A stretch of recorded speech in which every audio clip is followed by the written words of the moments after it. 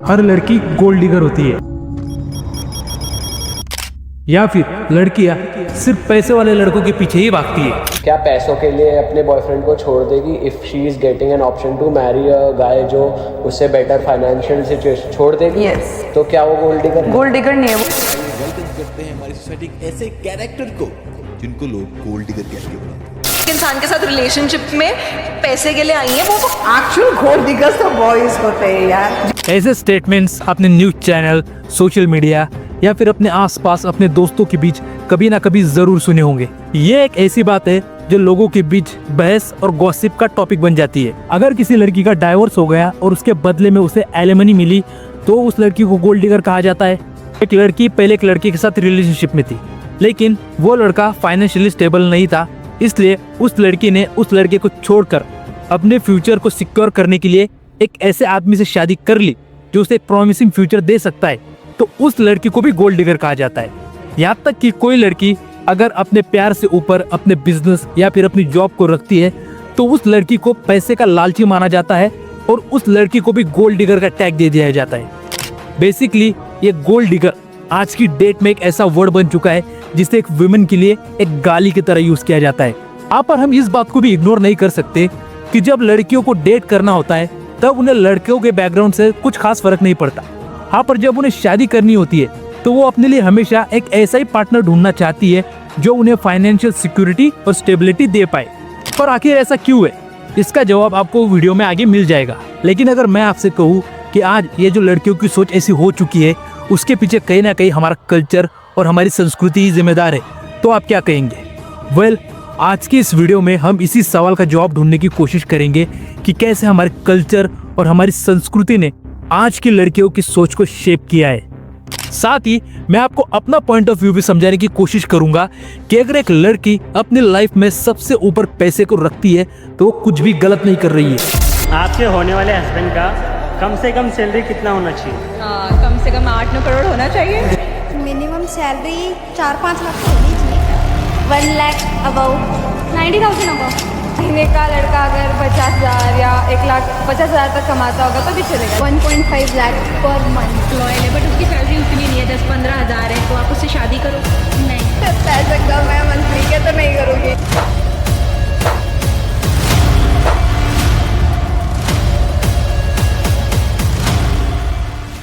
सबसे पहले तो ये समझते हैं कि गोल्ड डिगर का मतलब क्या है और ये वर्ड आखिर आया कहाँ से है। ये वर्ड सिर्फ एक गाली नहीं है बल्कि एक पूरी कंप्लीट स्टोरी है। तो चलो इसके रूट्स तक जाते हैं। ये शब्द 19वीं सदी के अमेरिका से शुरू हुआ जब कैलिफोर्निया में 1848 और 1855 के बीच गोल्ड रश शुरू हुआ था। उस टाइम पर गोल्ड डिगर का मतलब था वो मजदूर जो सोना खोदने के लिए अपनी जान पर खेलते थे, एक टफ फिजिकल जॉब।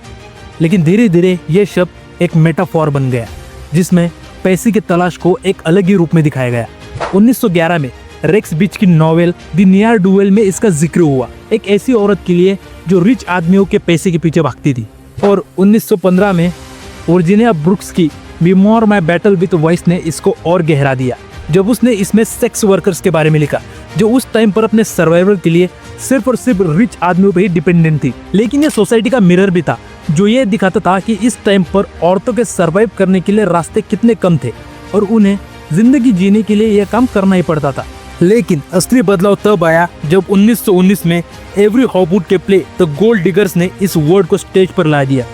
यह प्ले एक ग्लैमरस लड़की की कहानी थी जो अमीर पतियों के पीछे प्लान बनाती थी और 1923 में इसकी फिल्म रिलीज ने इसको हॉलीवुड का स्टार बना दिया। 1930 के दशक में जब ग्रेट डिप्रेशन ने दुनिया को हिलाया, औरतों को अमीर आदमियों से शादी करते देखा गया, ना क्योंकि वो लालची थी बल्कि क्योंकि यह उनके परिवार की रोजी रोटी का सवाल था। हॉलीवुड ने इसको अपने स्टाइल में पकड़ा। फिल्में जैसे गोल्ड डिगर्स ऑफ 1933 में हीरोइन को एक चमकदार लेकिन कंट्रोवर्शियल इमेज दी गई। मेई वेस्ट जैसी एक्ट्रेसेस ने इस रोल को अपने करिश्मा से और बड़ा किया और यह वर्ड पॉप कल्चर का हिस्सा बन गया। फिर आई नई सदी। 2005 में कैनिया वेस्ट के गाने गोल्ड डिगर ने इसको नई पीढ़ी तक पहुंचाया और आज सोशल मीडिया पर ये एक हथियार है। एक्स पे ट्रोल्स, इंस्टाग्राम पे मीम्स और हमारे आसपास की बातें सब इस लेबल को एक औरत के खिलाफ इस्तेमाल करते हैं। अब आप गोल्ड डिगर इस वर्ड के ओरिजिन को अच्छी तरीके से समझ चुके होंगे, तो चलिए अब इस बारे में बात करते हैं कि कैसे हमारी संस्कृति और हमारे कल्चर ने आज की लड़कियों की सोच को शेप किया है। देखो, अगर आज कोई लड़की अपने लिए एक फाइनेंशियली स्टेबल लड़का चुनती है या फिर एक ऐसा लड़का चुनती है जो फाइनेंशियली थोड़ा बहुत रिच हो, तो लोग बड़ी आसानी से उसे गोल्ड डिगर कह देते हैं। पर ये आज की बात नहीं है, ऐसा हमेशा से होता आ रहा है। और इस चीज को समझने के लिए हमें इतिहास के पन्नों को पलटना होगा और जाना होगा 1500 BCE में। इस टाइम पीरियड को इंडियन लैंग्वेज में वैदिक पीरियड भी कहा जाता है। इस टाइम पर शादियों में कन्यादान और वरदक्षिणा की रस्में थी, जहाँ लड़की के परिवार से दूल्हे को भेड़, बकरियां, जमीन या सोना दिया जाता था। ये दिखाता है कि फाइनेंशियल स्टेबिलिटी एक बड़ा फैक्टर है, लेकिन ये भी है कि यह पसंद लड़कियों की नहीं होती थी, उनके परिवार की होती थी। अब महाभारत की कहानी में द्रौपदी का स्वयंवर ही देखो, राजकुमार और अमीर दूल्हे उसके लिए लड़ते थे। या फिर रामायण में सीता का स्वयंवर ही देख लो। क्या रामायण में सीता के स्वयंवर में कोई भी ऐसा आदमी आया था जो आम हो? नहीं, उस स्वयंवर में सारे के सारे बड़े बड़े राजघरानों के राजकुमारी थे। इवन श्री राम भी कोई आम इंसान नहीं थे, बल्कि एक बड़े राजघराने से ताल्लुक रखते थे और एक बहुत ही बड़े राज्य के राजा थे। तो ये चीज दिखाती है कि हमारे कल्चर में, इवन हमारे धर्म में भी वेल्थ को एक बहुत बड़ी प्रायोरिटी माना गया है। अब आते हैं 16वीं सदी से 19वीं सदी तक, यानी कि मुगल काल में। इस टाइम पर शादियां अक्सर पॉलिटिकल और इकोनॉमिक अलायंस के लिए होती थी। राजकुमारियों को अमीर या इन्फ्लुएंशियल राजकुमारों से जोड़ा जाता था, जैसे जोधाबाई की अकबर से शादी, जो मुगल और राजपूत के अलायंस को मजबूत करने के लिए थी। ये भी लड़कियों की मर्जी नहीं, बल्कि राजघरानों की स्ट्रेटजी थी। लेकिन आम लोगों के बीच भी कास्ट सिस्टम ने वेल्थ को प्रायोरिटी बनाया। हायर कास्ट, जो अक्सर अमीर भी होते थे, उन्हें पसंद किया जाता था। एक मिसाल के तौर पर अकबर ने 1562 में हरखाबाई यानी कि जोधाबाई से शादी की, जहाँ दहेज में सोना और गहने दिए गए, जो दिखाता है कि पैसा और पावर शादी का हिस्सा थी। इसके बाद आए ब्रिटिश राज, जब जमींदारी सिस्टम ने वेल्थ के गैप को और बड़ा कर दिया। मिडिल क्लास और पुअर फैमिली वालों के लिए अमीर जमींदारों के लड़कों से रिश्ता एक तरक्की का सपना बन गया। बंगाल प्रेसिडेंसी के मैरिज रजिस्टर के 1830 के टाइम के डेटा में देखा गया कि 70 से 80% मैरिजेस वेल्थी फैमिलीज के बीच में होती थी, खासकर कोलकाता जैसे अर्बन एरियाज में। एक रियल लाइफ मिसाल है, 1840 में एक बंगाली जमींदार ने अपनी बेटी की एक वेल्थी ब्रिटिश ऑफिसर से शादी कराई, क्योंकि ये उनकी फैमिली की सोशल स्टैंडिंग को बढ़ाएगा। अब अगर इन्हीं दोनों टाइम पीरियड में हम पूरी दुनिया पर भी नजर डालें, तो यूरोप में अरेंज मैरिजेस में लैंड्स यानी जमीन और वेल्थ को की फैक्टर्स माना जाता था। जैसे फ्रेंच नोबेलिटी में 12वीं सेंचुरी में एक्विटन के एलिनोर ने लुई 5 से शादी की, जो उसके राज्य के लिए थी। 14वीं से 17वीं सेंचुरी में अमीर व्यापारियों के साथ रिश्ते सोशल क्लाइंबिंग के लिए थे। 19वीं सदी के अमेरिका में इंडस्ट्रियल रेवोल्यूशन ने वेल्थ को स्टेटस से जोड़ा। जैसे 1870 के दशक में वेंडरबिल्ट परिवार की बेटियां अमीर बिजनेसमैन से जोड़ी गई।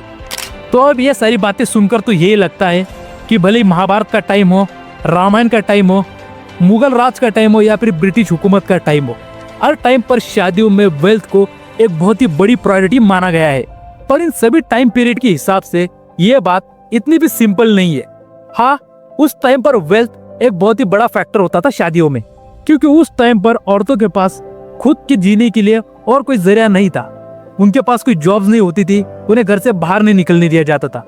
इसलिए वो शादी के लिए उस टाइम पर एक वेल्दी पार्टनर को ही अपनी चॉइस मानती थी। पर उनकी शादी किससे होगी, यह भी उनकी अपनी पसंद नहीं होती थी। फैमिली और समाज ने हमेशा ही उनकी पसंद पर अपना कंट्रोल बनाए रखा था। तो क्या आज की गोल्ड डिगर सोच भी वही पुराने इतिहास का एक रूप है?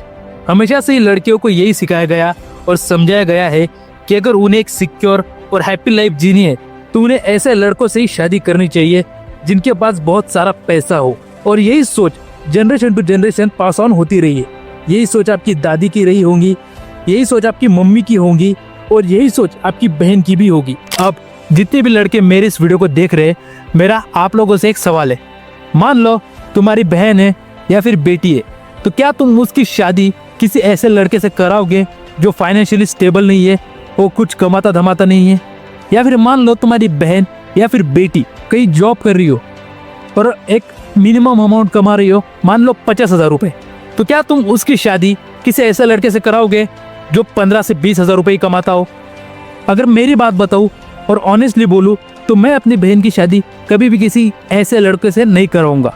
मेरी चॉइस ये दोनों ही लड़के नहीं होंगे। मैं अपनी बहन के लिए एक ऐसा ही लड़का चुनूंगा या फिर अपनी बेटी के लिए एक ऐसा ही लड़का चुनूंगा जो उससे ज्यादा कमाता हो और जो उसे फाइनेंशियल स्टेबिलिटी और सिक्योरिटी प्रोवाइड कर पाए। तुम क्या करोगे यह मुझे कमेंट करके जरूर बताना। पर पहले के टाइम में और अभी के टाइम में डिफरेंट ये है कि अगर लड़की पहले अपने लिए एक वेल्दी मैन को चुनती थी तो उसे गलत नहीं माना जाता था, पर अगर आज कोई लड़की ऐसा करती है तो उसे गोल्ड डिगर का टैग दे दिया जाता है। और इसके पीछे कहीं ना कहीं जिम्मेदार है हमारा न्यूज मीडिया और सोशल मीडिया। आज के न्यूज चैनलों, फिल्मों और सोशल मीडिया प्लेटफॉर्म्स ने गोल्ड डिगर लेबल को एक नया शेप दिया है। अभी कुछ महीनों पहले धनश्री वर्मा और युजवेंद्र चहल के डाइवोर्स केस के बारे में आपने सुना होगा, या फिर हार्दिक पांड्या और उनकी वाइफ नताशा के डाइवोर्स केस के बारे में। इन दोनों ही केसेस में कोर्ट का फैसला आने से पहले ही लोगों ने इन दोनों लड़कियों को गोल्ड डिगर का टैग दे दिया था। उसके बाद क्या हुआ, टीवी डिबेट में एंकर चिल्लाने लगे ये तो सोना खोद रहे, और सोशल मीडिया पर ट्रोल्स ने इनकी जिंदगी का मजाक उड़ाया। एक्स के पोस्ट में लिखा गया ये लड़कियां सिर्फ पैसे के पीछे भागती है, ये सबूत है। यहाँ तक कि न्यूज चैनल में तो ये भी कहा कि धनश्री वर्मा ने युजवेंद्र चहल से डाइवोर्स के बाद एलिमनी में 60 करोड़ रुपए मांगे। पर अंत में हुआ क्या, धनश्री को बस 4 करोड़ रुपए की एलिमनी मिली और नताशा को तो वो भी नहीं मिला। 2025 के एक एक्स थ्रेड ने इसको और बड़ा कर दिया। एक यूजर ने अपनी पर्सनल स्टोरी शेयर की, मेरी जेब ने मुझे छोड़कर एक अमीर बिजनेसमैन को चुना, अब मेरा ट्रस्ट लड़कियों पर से उठ गया है। इस तरह के पोस्ट हर रोज वायरल होते हैं और दोस्तों के बीच बातें भी ऐसी ही होती है। वो तो सिर्फ पैसे वाला लड़का ढूंढ रही है शादी के लिए। एक 19 साल की लड़की जिसका नाम प्रिया है, उसने बताया 2025 के एक इंटरव्यू में, मेरे दोस्तों ने मुझे तब गोल्ड डिगर कहा जब मैंने अपने बॉयफ्रेंड को छोड़कर अपनी पढ़ाई पर फोकस किया, लेकिन ये मेरी एम्बिशन थी, कोई लालच नहीं। ये प्रेशर यंग जनरेशन को फाइनेंशियल स्टेबल पार्टनर ढूंढने की ओर धकेल रहा है। इकोनॉमिक रियलिटीज भी इसमें बड़ा रोल खेल रही है। आज की लड़कियां एजुकेटेड और इंडिपेंडेंट हो रही है, लेकिन अब भी फाइनेंशियल इनसिक्योरिटी उनके डिसीजन को इफेक्ट करती है। 2023 के नेशनल सैंपल सर्वे ऑफिस यानी NSO के डेटा में देखा गया 40% रूरल वुमेन शादी में फाइनेंशियल स्टेबिलिटी को टॉप प्रायोरिटी मानती है, क्योंकि उनके पास खुद के लिए जीने के रास्ते कम है। अर्बन एरियाज में भी 2024 में एक 28 साल के एंटरप्रेन्योर रितु शर्मा ने अपने बॉयफ्रेंड को अपने स्टार्टअप के लिए छोड़ा। उसकी वजह थी अपनी फाइनेंशियल स्टेबिलिटी। लेकिन उसके बाद क्या हुआ, ऑनलाइन प्लेटफॉर्म पर लोग उसे गोल्ड डिगर कहने लगे, क्योंकि उसने पैसा अपने प्यार से ऊपर रखा। यह दिखाता है कि जब भी कोई लड़की अपने करियर को पहले रखती है, उसे समाज लालच से जोड़ देता है। हमारी संस्कृति का असर भी यही से आता है। पुरानी डाउरी सिस्टम और अरेंज मैरिज ने वेल्थ को शादी का मापदंड बनाया था, जो आज भी रूरल एरियाज में जिंदा है। 2022 के एक लोकनीति CSDS सर्वे में 60% रूरल पेरेंट्स ने कहा कि वो अपनी बेटी के लिए फाइनेंशियली स्टेबल दूल्हा चाहते हैं, क्योंकि ये उनकी बेटी के फ्यूचर की सिक्योरिटी का सवाल है। एक 2025 की असली कहानी है। दिल्ली की 25 साल की आरती ने अपने कॉलेज स्वीटहार्ट को छोड़कर परिवार के दबाव से एक अमीर बिजनेसमैन से शादी की। उसने बताया, मेरे पापा की बीमारी के लिए पैसा चाहिए था। क्या यह गलत था? यह दबाव लड़कियों के दिमाग में एक सबकॉन्शियस बिलीफ डाल रहा है कि पैसा जरूरी है, जो उनके मेट सिलेक्शन को शेप दे रहा है। लेकिन यहाँ पर सोसाइटी का भी एक डबल स्टैंडर्ड देखने को मिलता है। अगर एक लड़का एक अमीर लड़की से शादी करता है तो उसे स्मार्ट मूव कहा जाता है। जैसे 2024 में एक IT प्रोफेशनल ने अपने सीनियर से शादी की और लोगों ने उसे तालियां दी। लेकिन अगर एक लड़की एक अमीर लड़के को चुने तो लोग गोल्ड डिगर का टैग दे देते। और यही सोच आज की सोसाइटी को शेप दे रही है। और रिलेशनशिप में पार्टनर्स को एक दूसरे से जो उम्मीदें होती है उन्हें बदल रही है।